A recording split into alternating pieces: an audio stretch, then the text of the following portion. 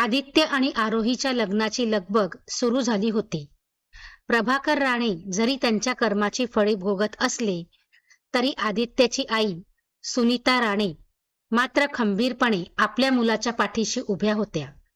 ज्या दिवशी सौरभ देशपांडे परतले त्या दिवशी सुनीता काकूंच्या डोळ्यातील अश्रू थांबत नव्हते. त्यांना नेहमीच वाटत होतं की प्रभाकर काहीतरी लपवत आहेत, पण सत्य इतकं भयानक असेल याची त्यांना कल्पना नव्हती. लग्नाच्या दिवशी सुनीता काकू स्वतः जातीने सगळी व्यवस्था पाहत होत्या. त्यांनी आरोहीला जवळ घेतलं आणि म्हणाल्या, आरोही, जे काही झालं त्यात तुझ्या कुटुंबाचं खूप नुकसान झालं. मी तुला आज सून म्हणून नाही तर मुलगी म्हणून या घरात स्वीकारते. माझ्या पतीच्या चुकीचं प्रायश्चित्त आम्ही दोघं मिळून करू. लग्नाची विधी सुरू असतानाच तिथे एक काळी गाडी येऊन थांबली. गाडीतून एक रुबाबदार गृहस्थ खाली उतरले. ते होते विशाल, जे सौरभ काकांचे जुने वकील मित्र होते. त्यांनी ती महत्वाची फाईल सौरभ काकांच्या हातात दिली. विशाल काकांनी सांगितलं, सौरभ, तू सांगितल्याप्रमाणे ही जमीन आता कायदेशीररित्या वारसांच्या नावे करण्याची वेळ आली आहे. त्याच वेळी सुनीता काकू पुढे आल्या. त्यांच्या हातात एक जुना दस्तऐवज होता. विशाल भाऊजी, थांबा. फक्त जमीन नाही तर या जमिनीतून गेल्या अनेक वर्षात प्रभाकरने जो काही नफा कमावला आहे त्याचा अर्धा हिस्सा मी देशपांडे ट्रस्टला दान करण्याचा निर्णय घेतला आहे. हा माझा अधिकार आहे आणि आदित्यचीही यात संमती आहे.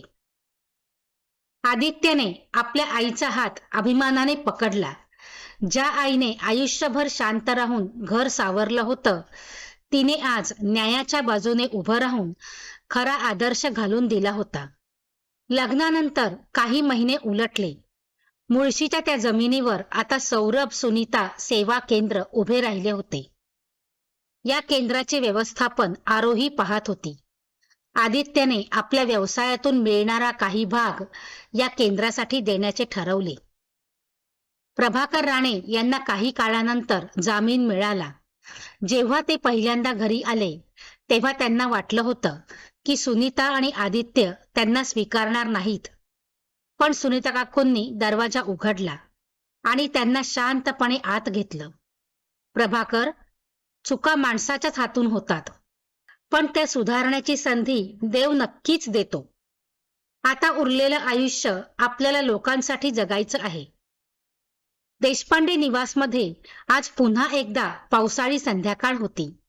शरदराव, सौरभ काका आणि प्रभाकर गप्पा मारत बसले होते. मीनाताई आणि सुनीता काकू स्वयंपाकघरात मिळून काहीतरी बेत आखत होत्या. दोन कुटुंब जी एकेकाळी एका रहस्यामुळे विखुरली होती, ती आता प्रेमाच्या धाग्याने कायमची विणली गेली होती. आदित्य आणि आरोही गच्चीत उभे राहून पाऊस पाहत होते. आदित्य, शेवटी सगळं नीट झालं ना? आरोहीने विचारलं. हो आरोही, कारण सत्याची साथ देणारी माणसं जेव्हा एकत्र येतात तेव्हा नियतीलाही झुकावं लागतं. आदित्यने तिला जवळ घेतलं. खिडकीतून येणारा हसण्या खिदळण्याचा आवाज सांगत होता की स्वप्नांच्या उंबरठ्यावर सुरू झालेली ही कथा आता सुखाच्या सावलीत विसावली आहे. मित्रांनो, कथा आवडली असेल तर व्हिडिओला लाईक करा, शेअर करा आणि कमेंटही करा. आणि आपल्या चॅनलवर नवीन असाल तर चॅनलला सबस्क्राईब करा. धन्यवाद.